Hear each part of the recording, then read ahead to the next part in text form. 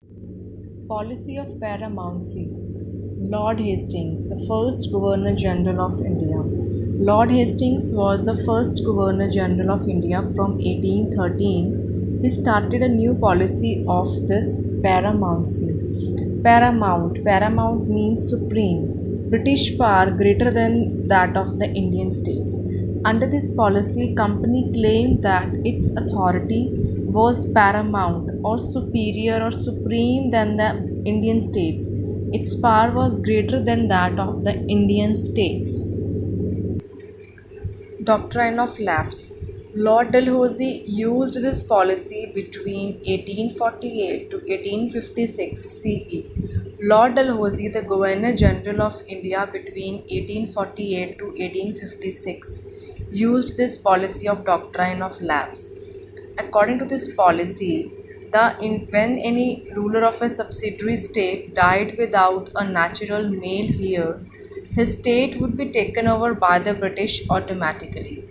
Many kingdoms were annexed by this policy, like Satara in 1848, Udaipur in 1852, Nagpur in 1853, and Jhansi in 1854. Dalhousie followed this policy aggressively, and so many states were captured by this, and they were fell into the British hands one after the other. Administrative structure. Warren Hastings. Judicial system in British India. Warren Hastings, the Governor General of India between 1773 to 1785 CE, was crucial in setting up of judicial system in British India. In 1772, new system of justice was established. Two courts were established, civil court and criminal court. British territories were divided into three presidencies: Bengal, Bombay, and Madras.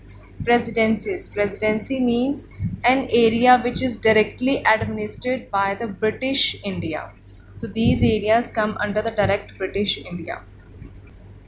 British territories in India were divided into three presidencies for the sake of administrative efficiency, and each presidency was placed under a governor. At the head of this structure was the Governor General who looked after the whole empire. Each presidency was divided into districts under collector. Each presidency was divided into smaller administrative units or districts which were placed under a collector each. It was the collector's responsibility to collect taxes and maintain law and order in the district. Organization of army. Soldiers were trained in sword fighting, archery.